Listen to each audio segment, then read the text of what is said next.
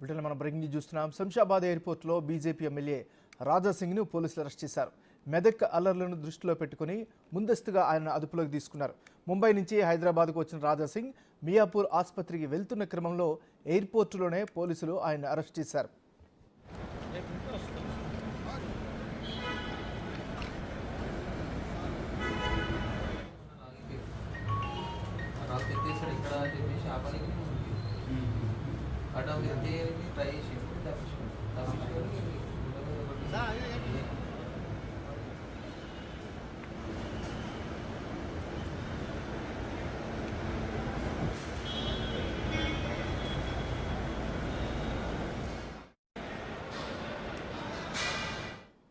బ్రిటన్లో మనం breaking news చూస్తున్నాం. శంషాబాద్ ఎయిర్పోర్ట్లో బీజేపీ ఎమ్మెల్యే రాజాసింగ్ను పోలీసులు అరెస్ట్ చేశారు. మెదక్ అల్లర్లను దృష్టిలో పెట్టుకుని ముందస్తుగా ఆయన అదుపులోకి తీసుకున్నారు. ఇదే అంశానికి సంబంధించి మనకు తాజా సమాచారాన్ని మరి రిపోర్టర్ రాణా అందిస్తారు. రాణా, చెప్పండి, ఈ అరెస్ట్కి సంబంధించిన అప్డేట్స్ ఏంటి?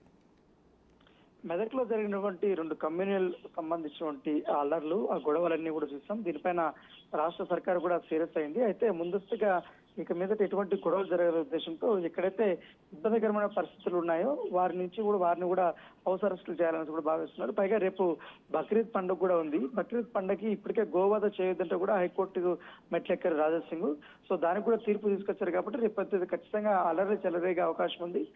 రేపు రాజాసింగ్ అనేది హౌస్ అరెస్ట్ చేస్తే అతను బయట పంపించకపోతే ఎటువంటి శాంతి భద్రతకు విఘాతం కలగకుండా ఉంటుందన్న ఉద్దేశంతో కూడా పోలీసులు భావించారు. దాని తగ్గట్టుగా ఆయన ఎయిర్పోర్ట్ లోనే ఆయన అరెస్ట్ చేశారు. అరెస్ట్ చేసుకుని మియాపూర్ తీసుకొచ్చారు. మియాపూర్ హాస్పిటల్లో ఆయనకి వైద్య పరీక్షలు చేశారు. తర్వాత ఆయన ఇంటికి తీసుకెళ్లినట్టుగా మనకు తెలుసు. ఇంట్లోనే హౌస్ అరెస్ట్ ఎల్లుండి వరకు కూడా చేయబోతున్నట్టుగా మనకు సమాచారం. ఎందుకంటే గోవాద పైన అనేక రకాలుగా కూడా ఈ మధ్య చూస్తున్నాం. ఆయన కొన్ని స్టేట్మెంట్లు కూడా ఆయన ఇచ్చినటువంటి పరిస్థితి కనపడుతుంది. ఒకవేళ చేస్తే మాత్రం డైరెక్ట్ గా నేనే వెళ్ళి అడ్డుకుంటాను, ఎంత గొడవైనా కూడా నేను చేయగలుగుతాననేసి కూడా ఇప్పటికే రాజాసింగ్ ప్రకటించిన నేపథ్యంలో ముందస్తుగా ఎటువంటి గొడవలు జరగకుండా ఉద్దేశంతో జాగ్రత్త కోసం ఇవాళ రాజాసింగ్ ని హౌస్ అరెస్ట్ చేసిన పరిస్థితి కనపడుతుంది.